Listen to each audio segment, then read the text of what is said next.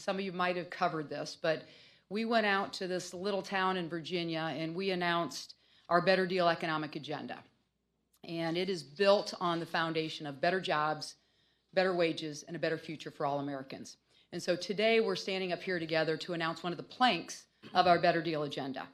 And that is that we pledge to make sure that all Americans have access to high-speed internet. So over the years, I know some of you probably have heard folks standing up here talking about making sure that we are ready for the next generation of our workforce.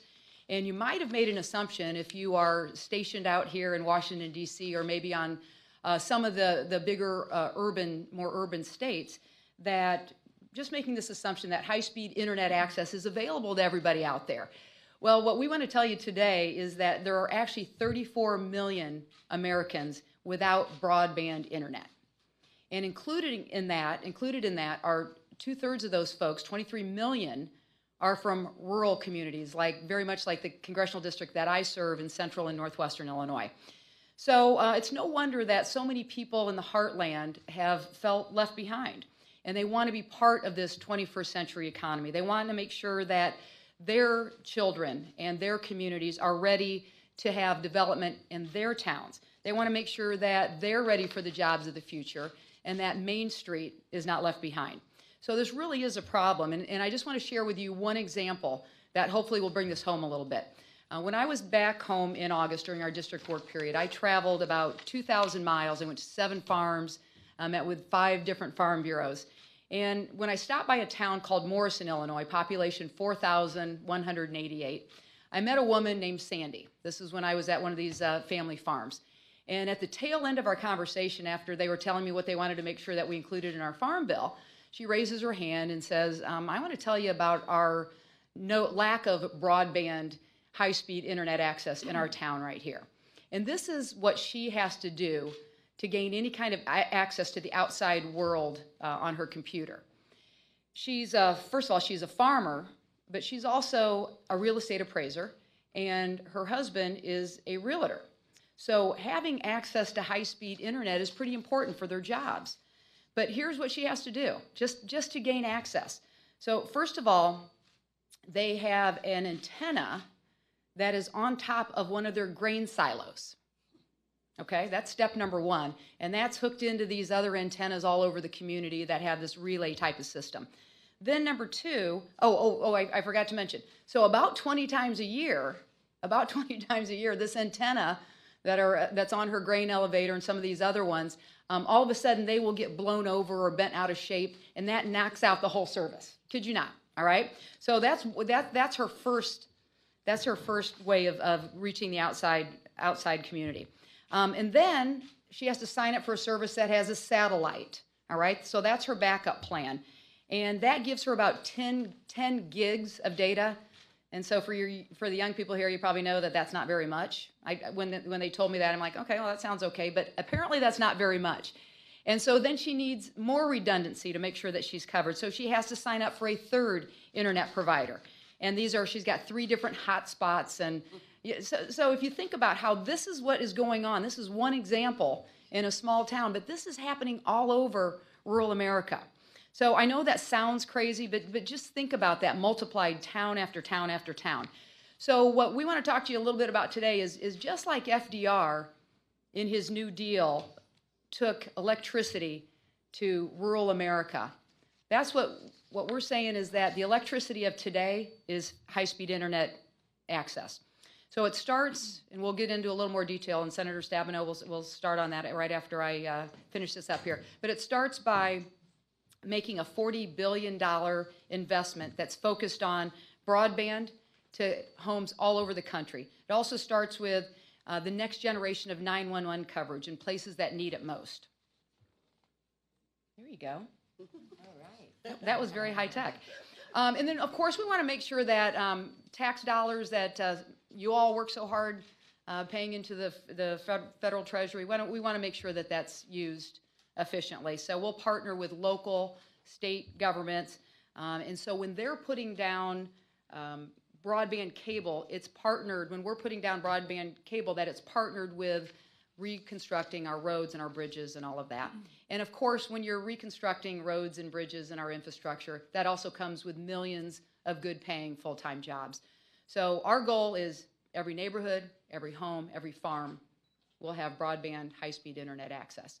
With that, I'd like to turn it over to my friend, Senator Debbie Stabenow of Michigan, who is also the lead Democrat on the Agriculture Committee and is the Senate version of what we do over here in the House, and she chairs the Senate Policy and Communications Committee. Senator Stabenow. Thank you. Yes. Thank you so much, Congresswoman Busso, for your leadership. It's wonderful to be here with my friends, colleagues, former colleagues in the House, and also to have Senator Manchin here with me as well. And I know we have other senators that will be coming. We're sort of going to tag team this, but this is so very, very important. And as Congresswoman Busto was talking, excuse me, it reminded me of our rural summit. The Democrats in the Senate just did a rural summit a week ago and had people from all over the country there. And I had invited, among other leaders, a wonderful woman from the Upper Peninsula of Michigan whose efforts were to take young people applying for college to the one place in town that had internet service, which was the library. And she was coordinating the ability for young people to be able to even apply to college. Yeah. And it was all through this one place at the local library. So when we talk about a better deal for small towns and rural America, when we talk about moving forward in the 21st century, you have to start by making sure rural America is connected like every other part of our states in our economy. People in small towns and rural America need to know we've got their back, that they are not being left behind on technology.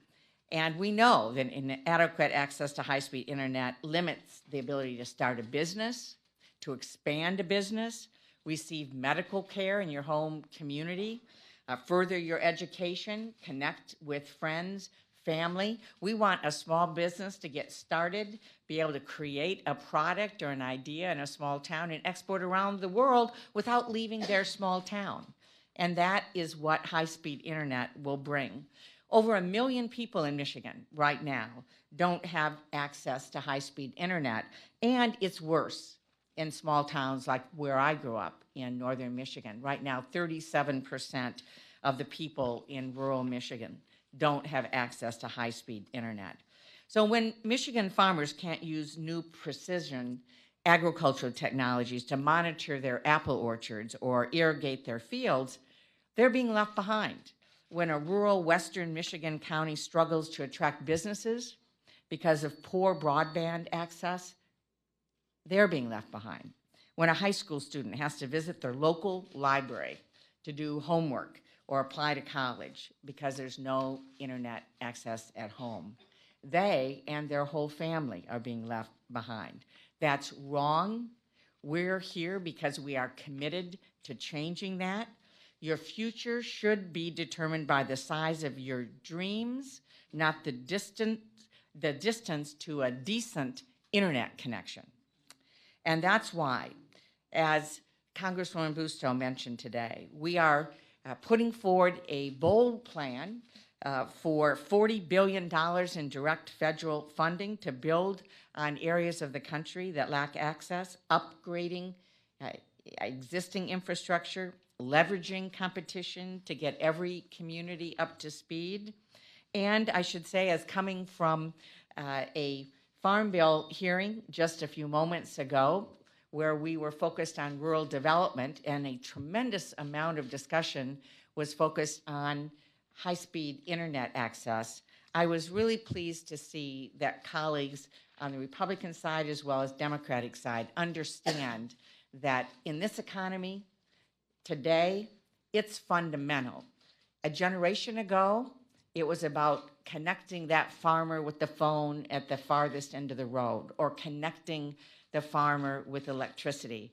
Today, it's high-speed internet, and we need to have the same sense of urgency about this and understand that this is about creating a better deal for families who are in rural America. It's my great pleasure to introduce my friend, Congresswoman Terry Sewell of Alabama. Thank you, Senator. You're welcome. Thank you, Senator Stabenow. I'm here today because I believe that internet for all is not only possible, but it is critically necessary, especially for the survival of rural America. I come from the Black Belt counties of Alabama, an area that is rich in culture and history, but faces an infrastructure crisis which has handicapped families and workers and businesses and students and communities. Without relying on access to internet and not having reliable access to internet services, my constituents in the Black Belt are being starved of 21st century opportunities. To put a face on rural America, I want to share the story of a beautiful, wonderful elementary school in my district, Albert Turner Senior Elementary School in Marion, Alabama. Like many schools in my district, Albert Turner Elementary School lacks internet service completely. It lacked it completely until 2 years ago, when through the Obama administration Connect Ed initiative, Apple and AT&T not only provided connection and internet service to all of the classrooms, but they also provided Apple iPads to all of the students. To be there to see the joy on the faces of the children in this rural community in Alabama, to have so many of them for the first time an electronic device, but to be able to be connected with other students, not only in their own county, but also throughout the state, was really amazing. You know, if we had the kind of high-speed internet that we're talking about now, universal access and universal internet connection for all, programs like Connect Ed would be in every school. So the sad reality, though, is that Albert Turner Elementary School isn't alone. A full 8% of the schools in Alabama don't have access to high-speed internet. That means tens of thousands of students without the tools they need to do their research papers, to take tests, to apply for colleges, or to search for jobs.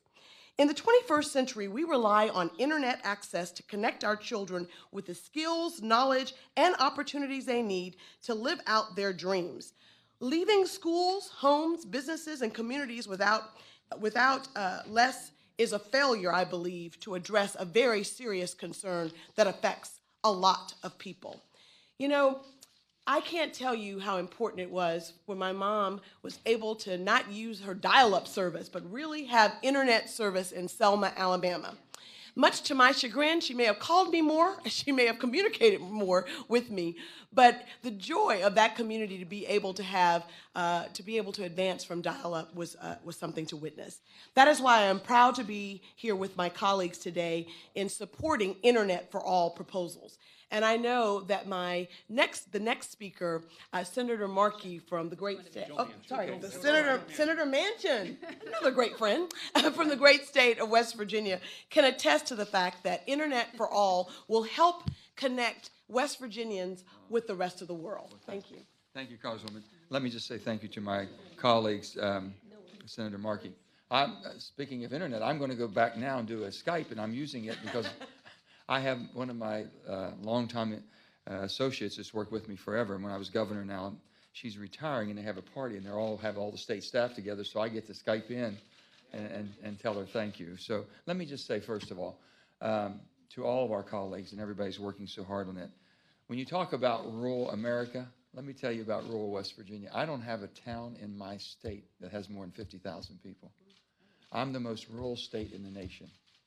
So I'm a state of towns, really, and small rural communities. And I have some of the most rugged terrain for people to have to traverse over and try to get to see each other, let alone connect with each other. And we look back, and I told people in the 1930s, 36 to be exact, the rural electrification by FDR, the New Deal. If you lived in many parts of West Virginia, you probably never had electricity. Your grandparents probably would have not had it. Until the rural electrification of 1936, which basically connected us as a country. This is as important, if not more so, than what we did in 1936. I know they've been calling it a better deal. Let me just tell you, from the way we speak, plain speaking in West Virginia, this is a good deal. This is a really good deal. We get this done, this is a great deal. It's a good deal. And it's imperative we do. You've heard all the different scenarios. First of all, rapid response, first responders. If you can't connect them, you can't talk to them. You can't tell them what you need and what services you're going to need. Life's really treated in life's hands. Life's matters. You have that. When you have your education, if you ever have gone to a rural school and you see all the kids at night with their parents in a car at the parking lot, hooked in doing their homework, because that's the hot spot, that's the only thing they can get. You have to really experience. Any of you all that came from the privileges of an urban area that you take this for granted, it's something if you've talked to some of your rural classmates and the challenges that they have. Most importantly, if you want to wipe out abject poverty, and we've been fighting it for, 6, 7 decades now, if you truly want to do it, you better let us be connected. Give us a chance, because some people aren't going to leave their home. That's their culture. That's who they are. That's their DNA. And there's something about the mountains that keep pulling you back. But they're not going to leave if they don't have to. Give them a chance to stay and give them a chance to come back. This does it. It really does. It'll be the best investment we could ever make. We start next year, rural electrification. We have $4.5 billion that'll start going into rural areas. The biggest challenge we have is mapping, is the mapping. The mapping's not accurate. I had one of the people from FCC come to my state, and they were telling me about the maps. We looked at them, and I says, go ahead and make a phone call. Use any network you want. Just try it. Just try it, because it's not there. And the mapping needs to be accurate and correct. And there's a lot of work we need to do. And I think all of you that have had these challenges, but I just think that it's a voice that we're going to put to it, because I can tell you it's life or death in my home state of West Virginia and many of my colleagues here. So without further ado, I'm going to introduce my dear friend who will speak the truth and tell you exactly what he feels every minute of every day, and I look forward to that, is my good friend Ed Markey. Thank you, Joe.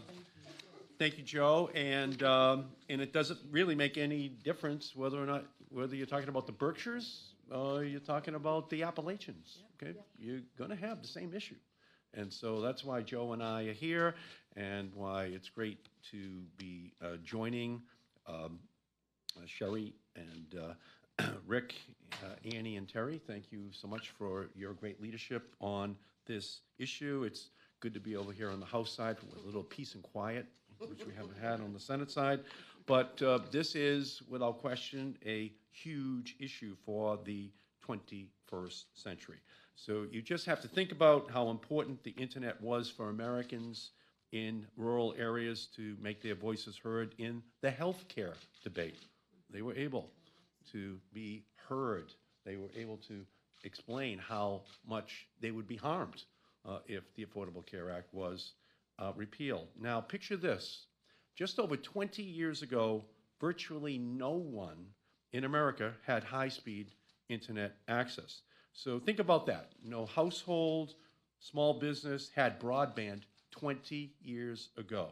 Only birds tweeted. Facebook was a photo album. That's where we were 20 years ago. The broadband revolution was spawned by the creation of laws and policies we enacted here in Congress that caused a tectonic shift in the plates of telecommunications industry history.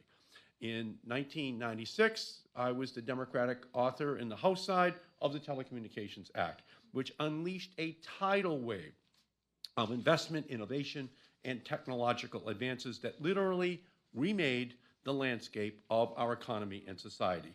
It unleashed more than $1 trillion worth of private sector investment over a 5-year period that laid the fiber and launched the networks that enabled the ecosystem of devices, services, and applications of today. And I'm very proud that today, a 12-year-old in America believes that a 50-inch HD interactive screen is a constitutional right.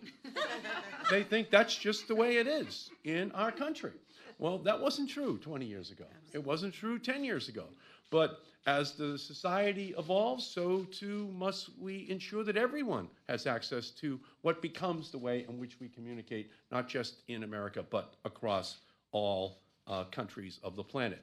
So in Western Massachusetts, 25,000 households in 44 communities still do not have access to high-speed broadband, and the opportunities that come with it. And people might not think of Massachusetts like this, but 50% of our land in Massachusetts is dedicated to forest. You might think of us as just Boston and not 50% forest, but that's who we are. And so we have to deal with that issue, which is why I'm so proud to be joining my colleagues here today to ensure that we guarantee high-speed broadband as the backbone of the 21st century economy being available to everyone. So we know that robust federal investment can make a substantial impact. In 2009, Western Massachusetts received $45 million of Recovery Act money to build 1,200 miles of fiber optic cable, connecting more than 120 communities to broadband. 400,000 households and businesses, and more than 1 million residents are now served. That investment through the Recovery Act in 2009 and 2010 had a major impact on the western part of my state that otherwise would have been left behind.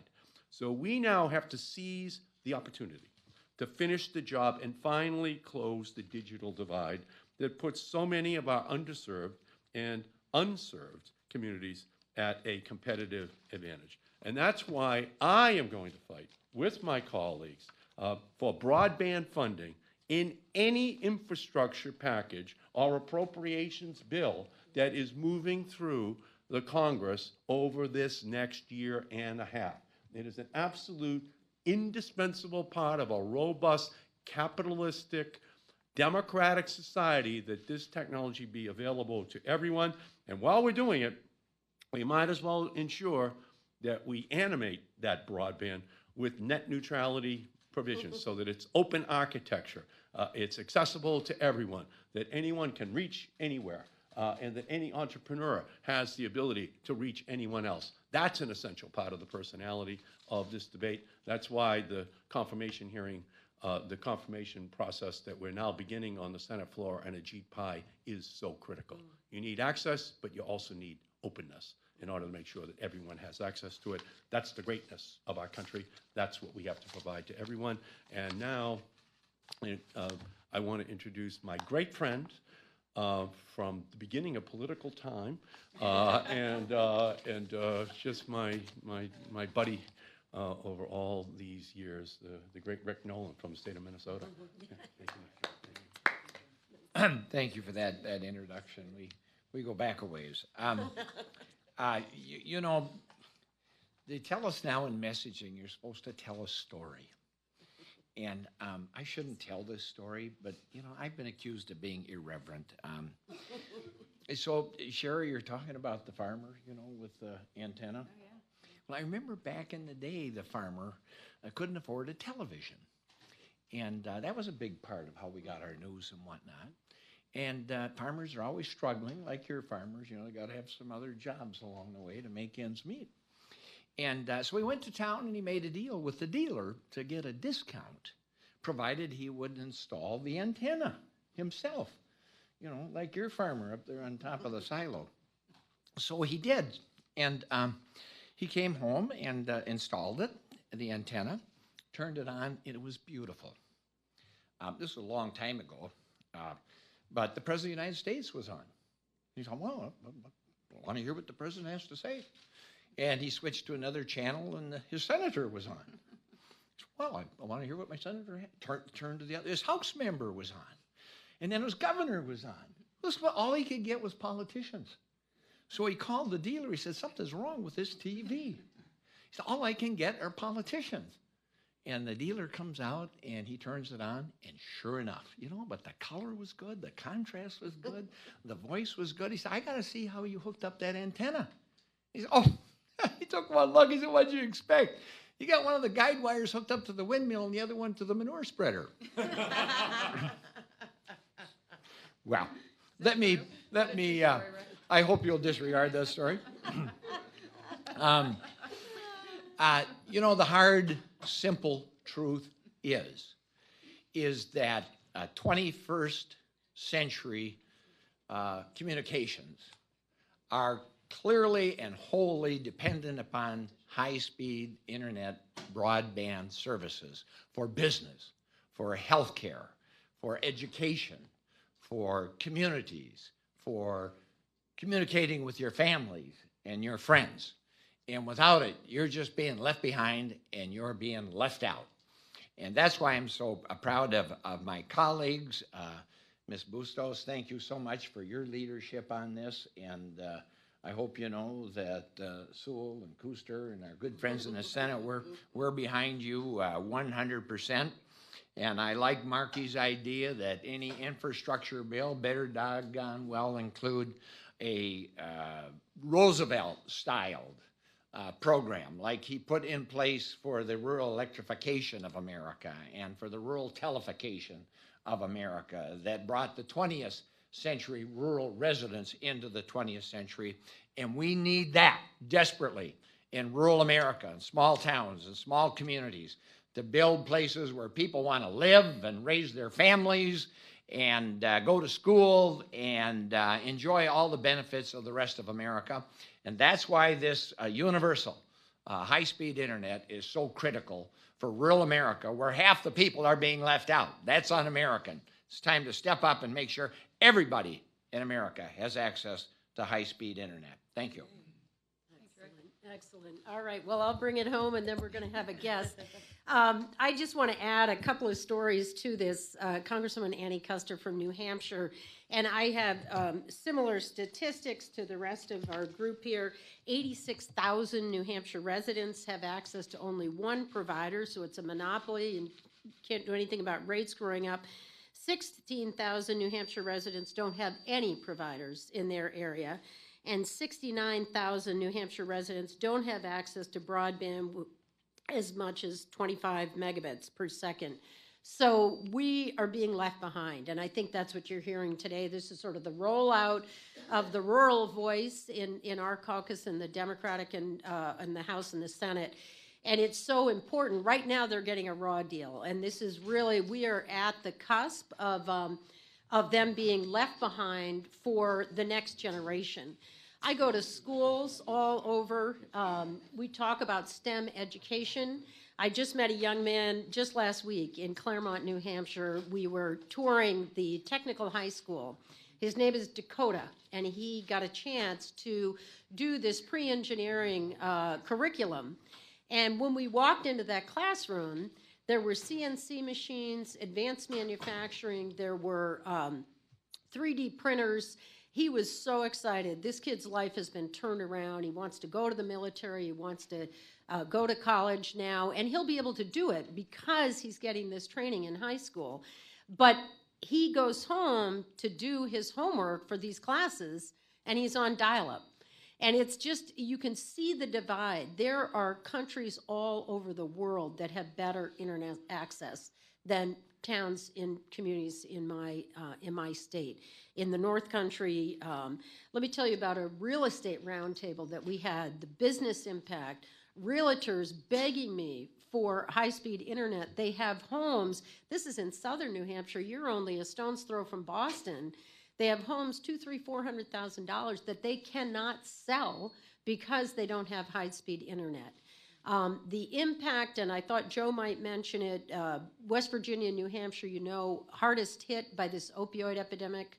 It's hitting rural America all over our country.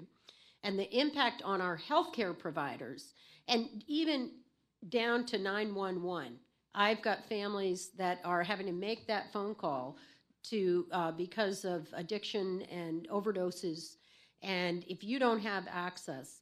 So I just want to thank Sherry Bustos for her leadership. I'm going to turn it over to our good friend Senator Tester. Nobody has a bigger, more rural state than you, sir, but we are all in this together, and we're going to give people a much better deal than the raw deal they've got right now. So thanks very much.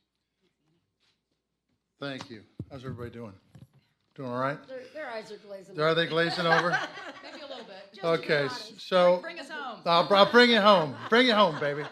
So, you know, I get back here and people talk about that area between Washington, D.C. and Baltimore, how rural that area is. I'm here to tell you that if you went from Alzada, Montana to Chinook, now we're talking rural. That's the same distance between Boston and DC, by the way, and they're both in eastern Montana. So we're talking about places where there aren't a lot of people. I drove to the airport Monday morning. I drove 80 miles. I met three cars. I'd use this hand, but it's too many. 3 cars, okay? And so we're talking rural areas, and these rural areas have seen a mass depopulation over the last 50, 60 years. We've seen towns drying up. We've seen schools get smaller. We've seen hospitals struggle, and if Washington, D.C. has their way about it, they'd like to see them closed up. But we fought that off too, didn't we? But the bottom line is this. We don't want to forget about those areas. Why? Because high-speed internet broadband will help repopulate those areas. You get connected to the internet, you can do business anywhere in that area I talked to you about and have customer base throughout the world. You'll be able, if we get high-speed internet, we'll be able to get the finest of doctors in the smallest of towns that have that internet. Why? Because you'll be able to hook them up through telehealth. We'll be able to get teachers in high-level math and science classes because you'll be able to connect up with the world and get the teachers around the world who can do that. And you'll be able to connect with your friends. And so it is so critically important that if we do not make an investment in rural America on this issue, it will be a huge missed opportunity in this country. And that is why I am here today. The better deal for universal high-speed internet is something that we need to make happen.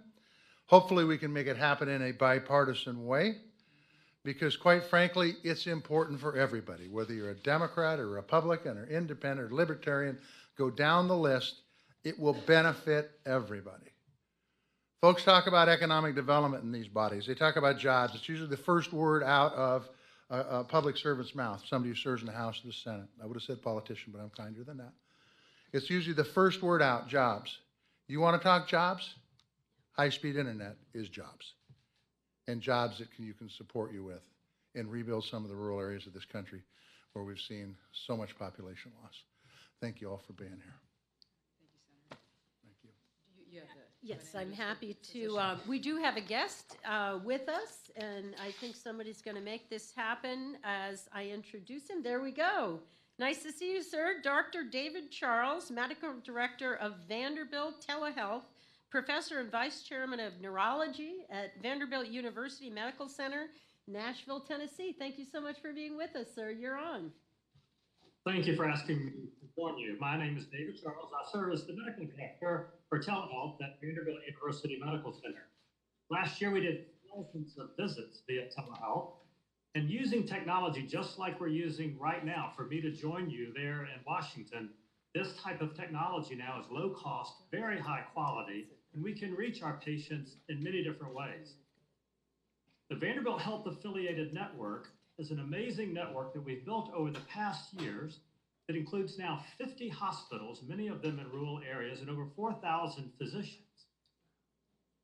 But here's the problem that we're facing. 1 in 4 Tennesseans lives in a health profession shortage area. And many of those, 1 in 4 Tennesseans live in a health profession shortage area, and many of those Tennesseans are in rural areas that don't have access to broadband. And one of the small community hospitals that we partner with in the Vanderbilt Health Affiliated Network just last night had a patient arrive in their emergency department having a stroke. One of our neurologists was able, via telemedicine, to go into that emergency room over connectivity, just like we're using right here, help that emergency medicine physician evaluate the patient, and made treatment decisions that really helped prevent that patient's stroke from occurring. Telehealth like that has been around for a while, and it rides on the backbone of broadband access. So to take the next step, we need broadband access in every person's home, in every school, in every small business, because the next challenge to manage our patients across Tennessee, so many of whom are in rural areas, is we have to be able to reach them when needed in their home to provide care for chronic conditions such as heart failure, diabetes, and cancer. So access in a patient's home via broadband is critical to the next stage of the adoption of telehealth in our nation. Thank you, sir. Thank you so much for being with us. You want to hang out a little bit in case anybody has any questions? Certainly. All right. We are done, except We are for open any to questions. for any questions you guys may have.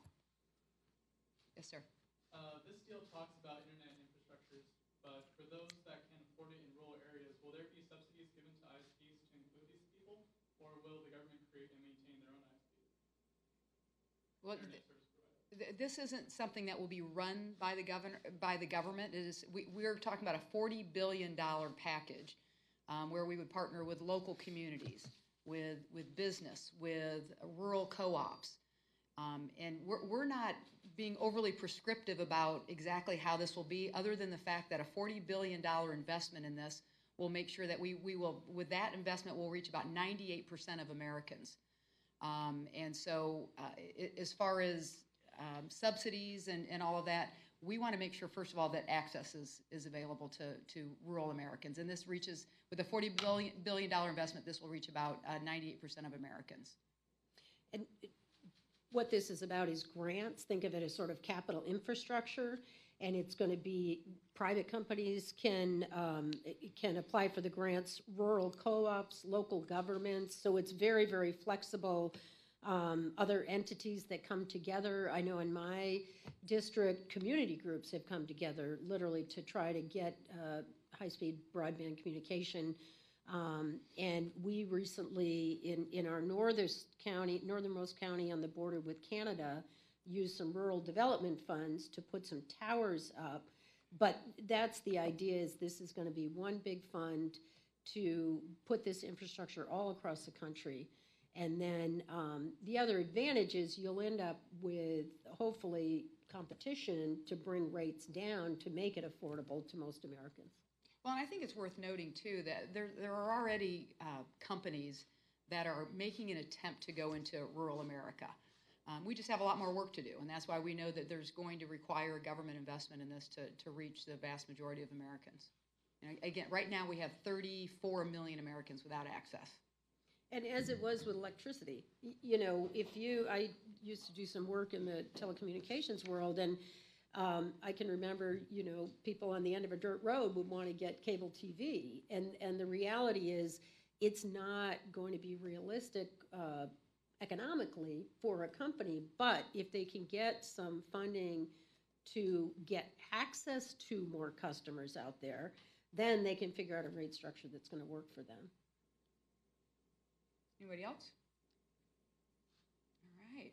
Thanks, everybody. Appreciate you Great. coming out. Thank you.